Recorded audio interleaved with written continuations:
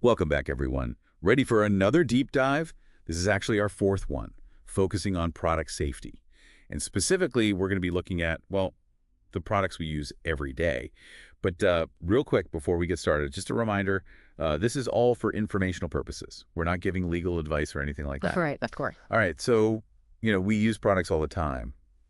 But how often do you stop and think, hey, is this thing actually safe? Yeah, I mean, it's easy to just assume everything's okay, right? Totally. But behind the scenes, there's this whole system working to make sure that is true. We're talking regulations, industry standards, pledges, the whole nine yards. And we're going to dig into all of that. We've even got some pretty wild historical examples. Like, did you know mascara used to blind people? Yeah, we'll get to that. But first, let's back up a bit. I mean, what are we even talking about when we say product safety? Why should we care? We're using articles, reports, even a pledge signed by big online companies to kind of map all of this out. Good point. Okay, so product safety, basically it's everything done to make sure a product won't hurt us.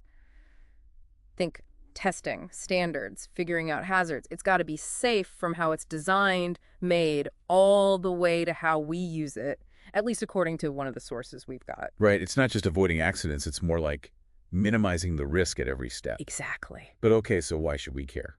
I mean, yeah, safety. But is there more to it? Well, think about it. When you buy something, you're trusting the company, right? You trust they did things the right way. Product safety is the basis for that. It's them saying, we value your well-being. Makes sense. You know what comes to mind? That Mattel thing back in '07. Lead paint in the toys. Yeah. Huge fine. But their reputation, man, that was the real hit. Yeah, totally. And it wasn't just Mattel. It was the whole toy industry that took a hit. Parents started questioning everything. Took a long time to rebuild that trust. And cases like that, like those early issues, they really shaped how we do things now, right? Yeah. Like the lash lure mascara blinding people. Exactly. That plus stuff like the sulfonylamide disaster. A safe drug turned deadly because of a bad solvent. That led to some big changes, like the 1938 Federal Food, Drug, and Cosmetic Act. Big wake-up call. Definitely shows how product safety, it's always evolving. Yeah. All right, so we know it matters, but who's in charge of it all? Whose job is it to make sure products are safe? It's not as simple as just the company making it. It's actually everyone involved, what they call the supply chain. Okay, so we've got manufacturers, importers, distributors. Sounds like a lot of players. It is, yeah. In our sources, they use this term economic operators. But basically, yeah, everyone's got to do their part. Manufacturers got to design and make safe stuff, follow rules, test it properly, give clear instructions, warnings, the works. Makes sense. But what about importers? They're the ones bringing stuff in from overseas, right? Exactly. And they got to make sure that whatever's coming in meets the same standards. Like, if it's coming into the EU, it's got to match up. They're kind of like the gatekeepers, verifying it's all good. And if there are any issues, they got to be the ones talking to the authorities, making sure things get fixed. So they're like the liaisons between the manufacturer and the regulator. Exactly. Got it. And then distributors, what do they do? They're the ones getting the product to retailers and eventually to us. Their main thing is making sure it's stored and transported right so it stays safe. They got to be watching out for any problems, you know. So it's this whole chain of responsibility, everyone checking each other. But honestly, how effective can that really be? I mean, stuff's crossing borders all the time globally. Seems like there's a lot of room for, well, for things to go wrong. Right. It's definitely a concern. And it's something we'll talk more about when we look at online marketplaces. All right, so let's say a company, even with all these checks, they find a problem, like a safety issue with a product that's already out there. What happens then? Well, it's kind of a nightmare scenario, honestly. People could get hurt. There's the legal side. Their reputation takes a hit. Speed and transparency are super important. So what are the first things a company should do when they realize there's an issue? First, they got to stop everything. Halt sales, distribution, no more putting people at risk. Then report it to the authorities. Like in the EU, it's the European Commission's Business Gateway. Or in the UK, it's the Office for Product Safety and Standards. So no hiding it, just get it out there. Right. And the report, it's got to be thorough. What is it? What's the risk? What have they already done to fix it? Full transparency. Makes sense. Well, and then, what happens after they report it? Then they got to figure out the recall. Could be just new instructions or warnings, or maybe they modify the product, or even a full-blown recall where everyone has to send it back. And that's where communicating with consumers becomes huge, right? Totally. They got to reach everyone who might have it, explain the issue, tell them exactly what to do, offer repairs, replacements, refunds. It's a lot. Sounds like it. Yeah. And I'm guessing it doesn't end there. Nope. Got to talk to everyone else in the supply chain, too. Manufacturers, distributors, retailers, everyone's got to be on the same page. And they probably need to tell the public, right? Like a general announcement. Definitely. Public warning, using their website, social media, notices in stores, even ads. Get the word out ASAP. Seems like a logistical nightmare. Yeah. But hey, it's all about keeping people safe. Exactly. So they're doing all this, but they also need to be keeping records, right? Like proving they did everything right. Oh, yeah. Documentation's key. Everything gets logged. Complaints, risks, talking to authorities and consumers, even how they handle returns. Everything. So it's not just about doing it, it's about being able to show you did it right. And what if they mess up? Oh, then it's bad news. Fines, lawsuits, bans. Maybe even their business gets shut down. Yikes. And that's not even counting the damage to their reputation. Nope. Loss of trust. It's a huge deal. It's a lot to consider. But now, let's switch gears a bit. Let's talk online marketplaces. This is where things get really interesting, right? Yeah, online marketplaces, e-commerce, it's a whole new frontier. Millions of products, global sellers. How do you even begin to ensure safety there? It seems like a recipe for, well, problems. It definitely has its own challenges. We've got so many products coming from everywhere and so many different sellers, some who might not take safety as seriously as others. But there are some things in place to try and address this. Like in the EU, there's the Product Safety Pledge Plus. Tell me more about that. What's that all about? It's basically a bunch of online platforms saying, hey, we're going to go above and beyond the basic rules. So it's not like required by law. Not yet, no. But it shows they're serious about safety. The goal is to catch unsafe products before they reach us and to make it easier to take action if something does go wrong. I like it. So what kind of things are they actually promising to do? Like, what does the pledge involve? One big thing is that they're promising to keep an eye on what's called Safety Gate. Hold on, what's Safety Gate? Maybe some of our listeners haven't heard of that. Right, so it's basically this EU website where all the different countries share info about dangerous product if they found, gets updated all the time. Consumers can check it out to see what to watch out for. Oh, that's handy. So the platforms are saying they'll be watching this and taking action if something they sell gets flagged. Exactly. They're not just waiting for complaints, they're actively looking for issues. And they also promise to have a single point of contact for EU authorities. So it's easier to communicate and get problems fixed quickly. Okay, I see, streamlining things. Anything else they promise to do? Yeah, they're also going to let consumers know about recalls. Might even contact people directly if they bought a product that's been recalled. Wow, that's taking it seriously. It's definitely a step in the right direction. But does it go far enough?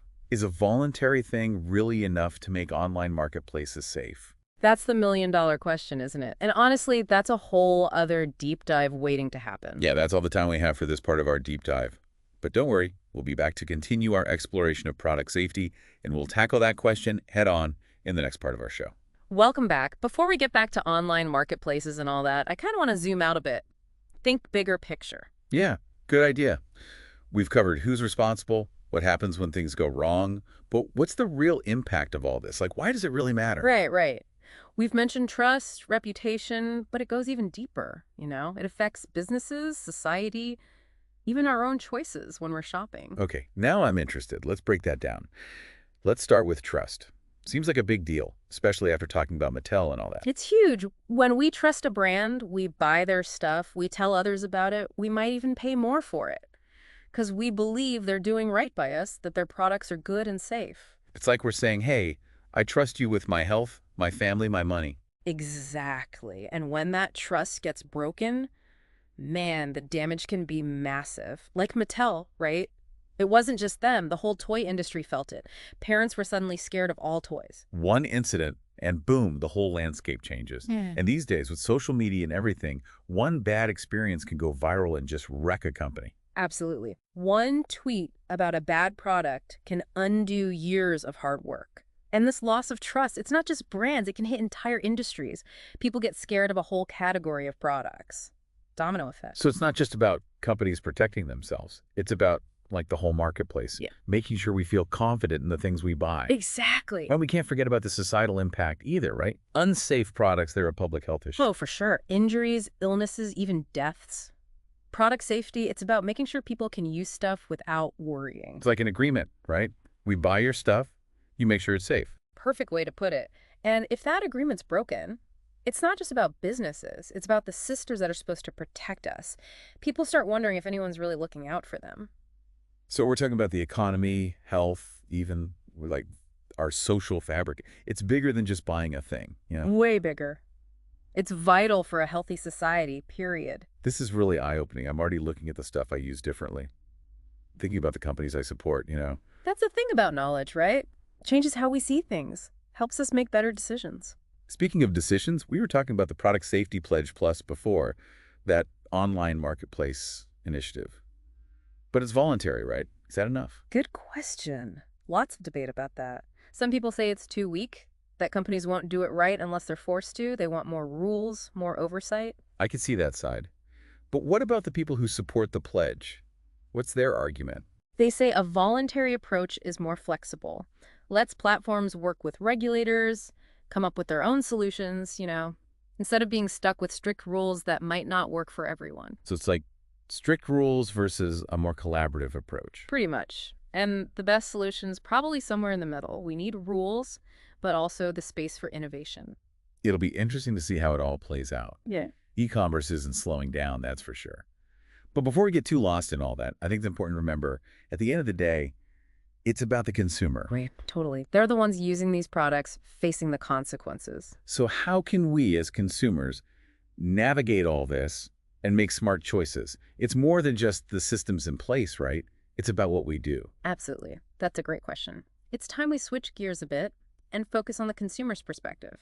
Give people some tools they can use. Let's do it. Let's dive into that in the next part of our deep dive. Welcome back to the Product Safety Podcast, brought to you by AMS Consultants. All right, so for this last part, we're switching gears a bit. We've talked big picture, regulations, all that, but now it's about you, the listener, the choices you make as a consumer. Right, because at the end of the day, it's the consumer who's actually using these products. Yeah. Right? They're the ones who can get hurt. Exactly. So this part, it's all about giving you the tools to navigate this world safely, make good decisions, taking everything we've learned and actually putting it into practice. Knowledge is power, right? And when it comes to product safety, that's especially true. Knowing how this stuff works can literally keep you and your family safe. Couldn't agree more. So where do we start? What are some things people can do, like in their daily lives, to be more aware of product safety? Are there any red flags we should be watching out for? One of the easiest things is just pay attention to the labels. Seriously, they're full of info, but we often just ignore them. Yeah, guilty as charged. Rip open the package, toss the instructions. We've all done it. But those labels tell you about safety warnings, how to use it, even who made it. Take a few minutes to actually read them. It can make a big difference. Okay, fair enough. I'll try to be more label conscious. Yeah. But sometimes, those labels, it's like they're in a different language, all technical and tiny print. Any advice on how to actually understand them? Don't be afraid to Google it. Seriously. If there's a word or a symbol you don't get, look it up. Tons of info online, government websites, consumer groups, they can help you decode it all. Good tip. What about online shopping? It's so easy these days, but how do you know you're getting something safe? Especially from those big online marketplaces. That's a good point. Online shopping, it's a whole other beast. You got to be extra careful there, especially when you're buying from a third-party seller. Check their ratings, read reviews, make sure the product description is detailed, good pictures.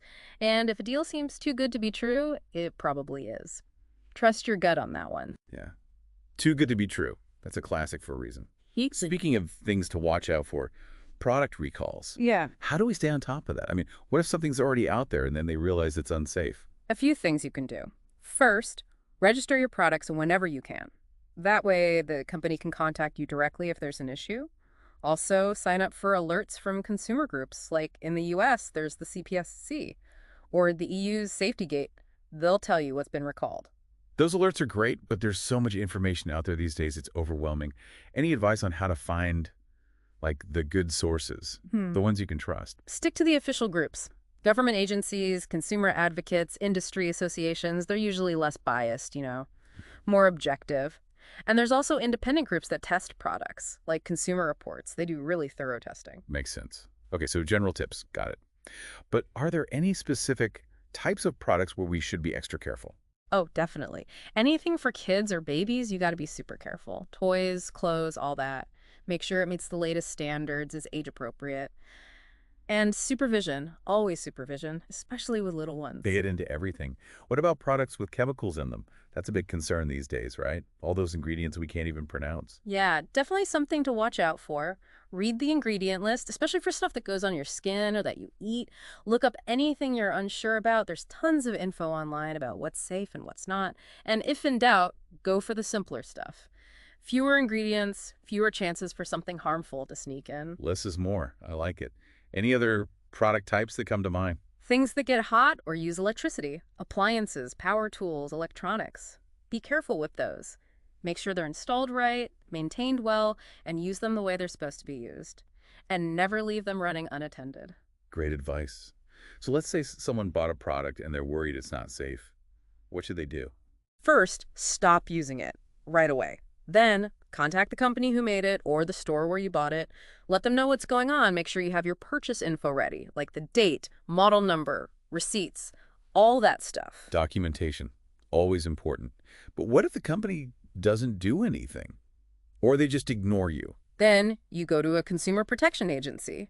They can investigate and take action if the company's doing something wrong. You can also leave reviews online, warn other people. Remember, your voice matters. You can use it to hold companies accountable. Right. Consumers have power. We can make a difference if we work together. So we've covered a lot in this deep dive, from laws and regulations to tips for staying safe. As we wrap up, I want to leave everyone with one final thought. Okay, I'm listening. Product safety. It's not just about avoiding the bad stuff. It's about demanding better. Asking questions, doing our research, supporting companies that are doing things the right way, safe products, sustainable products, ethically made products, making choices that reflect what we believe in. Love it. It's about being an informed consumer, making choices that can actually change things for the better. Exactly. That's what we hope you take away from this. Be sure to check out the show notes for links to all our sources and some extra resources on product safety. And as always, thanks for joining us on the Product Safety Podcast, brought to you by AMS Consultants.